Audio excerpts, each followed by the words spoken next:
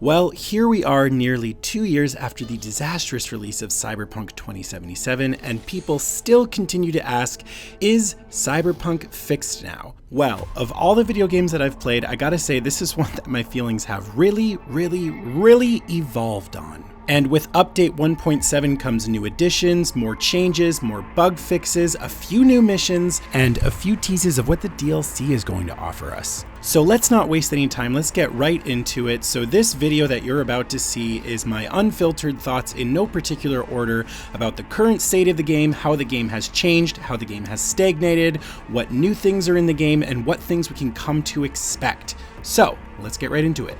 The car system is a lot better, but still a bit wonky. It can still take a while, and sometimes your cars can spawn from pretty far away. Swimming bugs are a little bit of an issue. Sometimes the first-person animations with your clothing can cause things like this to happen. Your shadow is definitely a lot better animated than it used to be, but when you swap between weapons, if you look at what's happening here, your shadow doesn't actually change animation. It just hard cuts in between the different stances, which yeah, it does kind of hurt the immersion, but I'm assuming a lot of people probably don't look at this one too much. The game is certainly a lot more bug-free, but there are still a few bugs here and there. That being said, it is about 80 to 90% bug-free on a good day, but then occasionally stuff like this happens.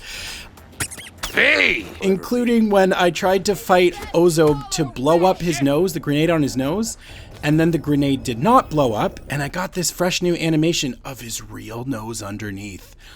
This is not supposed to happen. That being said, again, for the most part, the game is now bug-free.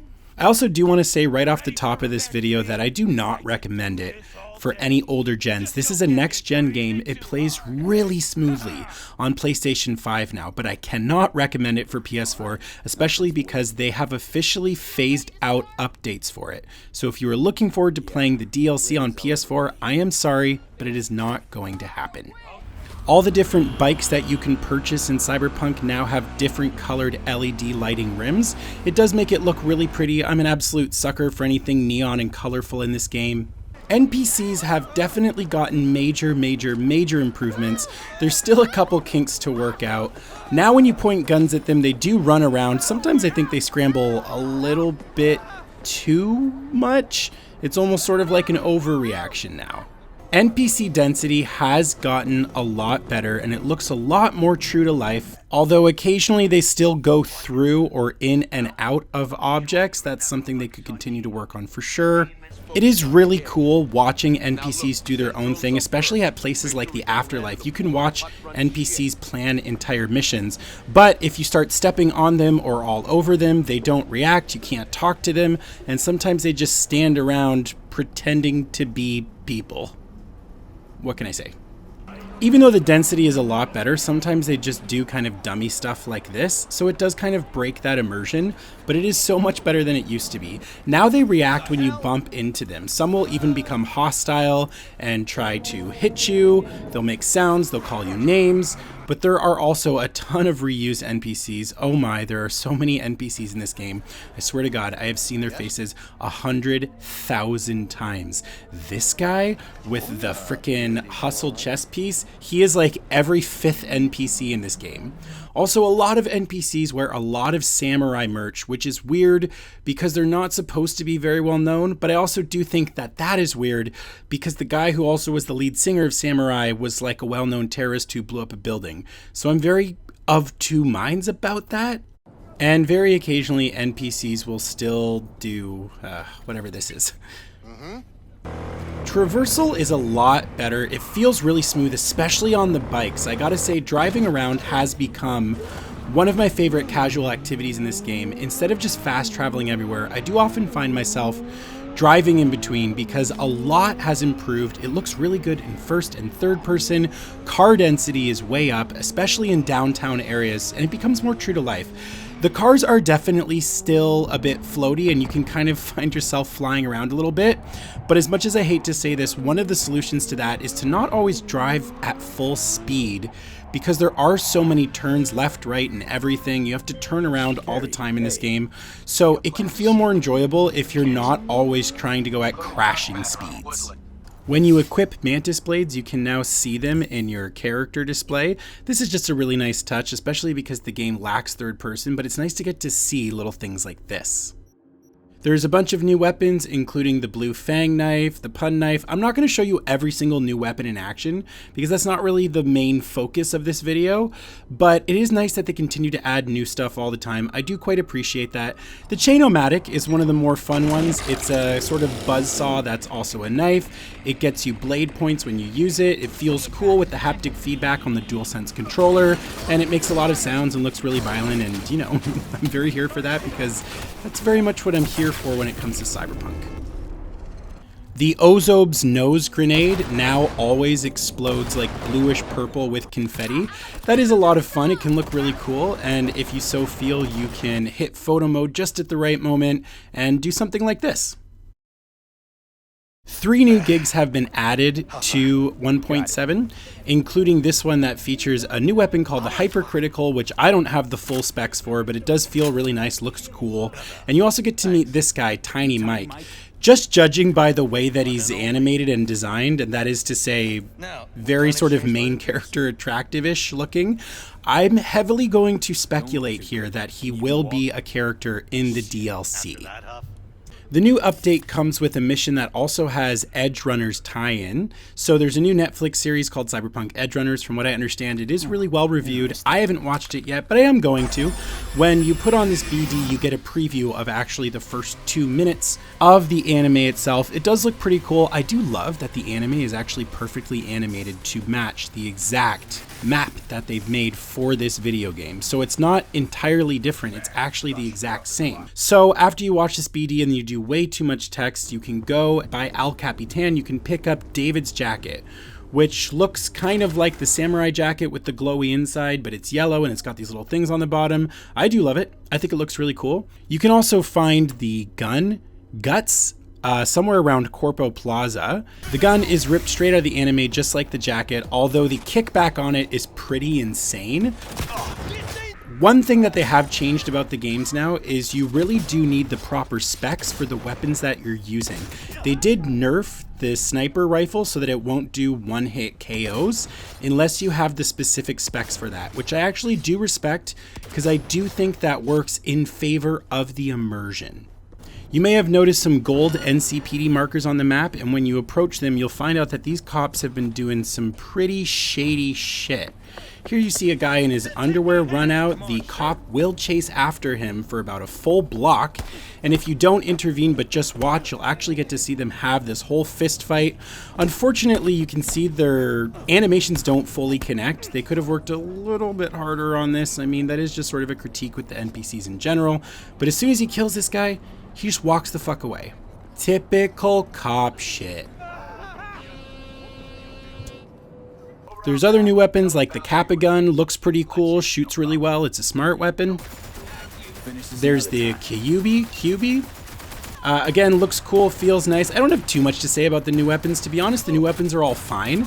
They're nothing super exceptional, nothing that I'm insanely excited about, but I like them. I appreciate that you can find them. You can get them from shops. You can pick them off of people. It's just new, more fun stuff to have. I hope that they're going to continue to add more cars too. Finally, when you go to a clothing shop, you can actually preview. On the PlayStation 5, it's R2 to preview the piece of clothing that you actually want to wear. This makes it a lot easier to understand what you are picking out. And then finally, the big one here is transmog.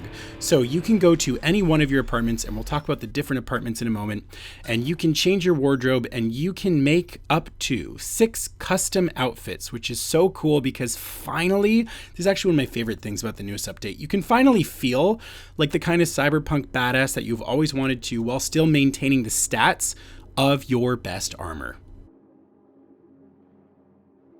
They added an actual mission for getting to do the makeovers of your apartment. So just in your first apartment, the main one, you can go online, you can go to the internet, and you can actually change the layout. This is something that when they initially added it, it was not easy enough to find, so most people didn't know about it. Thankfully, they've added a mission marker for it now, so you can go in, you can change your apartment, you can change the color scheme. It changes some of the props, some of the things that you have here. And overall, it is pretty nice attention to detail. I do think all the apartment designs are interesting. Pretty fun too. We got the Vote Peralez and Lizzie Wizzy posters here. There are several new apartments that you can have. This is not from the most recent update. This was made with update 1.5. I do appreciate that they continue to add more stuff for you to do and for you to have. The Glen apartment, I think, is actually one of my favorites. It's just very beautiful looking. It's got a great view. It's got a great sense of style. And I think maybe in terms of all the apartments available to you, this one kind of feels like the most me. This is the one that I vibe with the most. You can listen to samurai records. You can have drinks. You can shoot some pool. It's all kind of useless animations, but you do get several buffs for the food-related items. And one of the newest things is now you can play Roach Race. So within all of your apartments, you now have this Roach Race game, which is actually pretty fun. I do enjoy it. I love the fact that they said that this is the first, meaning that there will be more. It is pretty fun. You can get lost in it. I do enjoy little mini games within open world games. I actually think they're quite vital. Just like how in Life is Strange True Colors, there was the minor arcade minigame that you could play. That was pretty fun. And you can find these arcade games in and around different bars.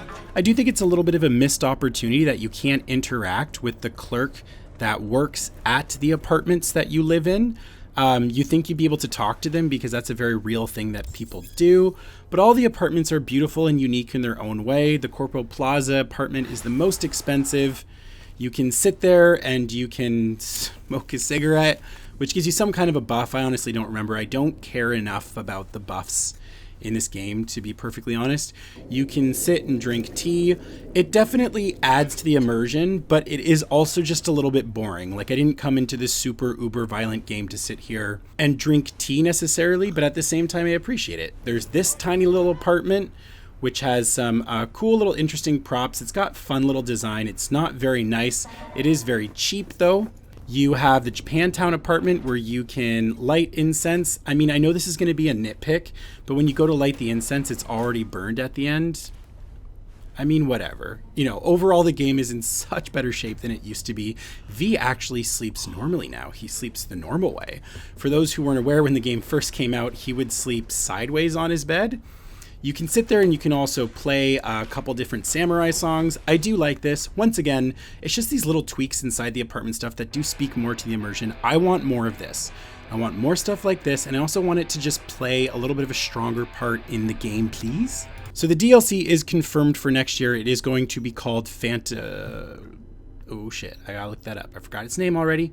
Phantom Liberty, that's right. And allegedly, a giant part of it may or may not take place in this stadium, which has never previously been available to us. I have also had a lot of fun in the newest build with playing around with the photo mode. There's so many options, and the game has truly, I promise you, never looked better. I mean, look at the detail of these character designs. Some of this stuff used to look less textured and blurry before. They have really, really worked on that stuff. I also love the often salacious nature of the ads. The hypersexual super speed kind of world that Night City exists in is actually something I quite enjoy. It is a very specific universe. It is an often brutal but also beautiful universe. The combat is smooth and fun. The combat is easily my favorite thing about this game. I also do absolutely love the different characters and the character stories that we get out of this. All of the different districts for Night City are quite beautiful. It's something I kind of took for granted when the game was in its earlier stages, but maybe that's just because it wasn't as clear with all of those bugs. But when you go back and you watch that opening scene from the game menu, the current state of Cyberpunk, for the most part, does deliver on the promises made here. The one thing it certainly doesn't deliver on is the cutscene nature of this, because there are not really any cutscenes in this game. People are still asking if they will ever add a third-person mode. I just don't think they will, because I think that sounds so complicated. They're in the tweaking stage by now. But overall, the game has come so far. I went from being very excited for it to when it came out being very disappointed to after a few updates learning to be okay with it, making peace with it, slowly then starting to enjoy it. And then when 1.5 came out and the PS5 version was released, I really enjoyed it. And now I can say I honestly fully fledged love it. It is a beautiful, strange, brutal, next-gen feeling game, and I do recommend it for anybody that has a next-gen system. Again, I cannot recommend it for older systems, but for those who are interested, especially for those who have not played this game yet, please go out and pick it up. It's fun, it's worth it, it's got combat, it's got story, it's got character customization, it's got a real lived-in feeling, and it is so much better than what it was before. So is Cyberpunk fixed now? Yes, absolutely, 100%. And I would also like to say that it is better now. It's not just that it's fixed, it's better. As somebody who has played every single build since day one, it is in the best shape of its life, and it is only going to continue to get better.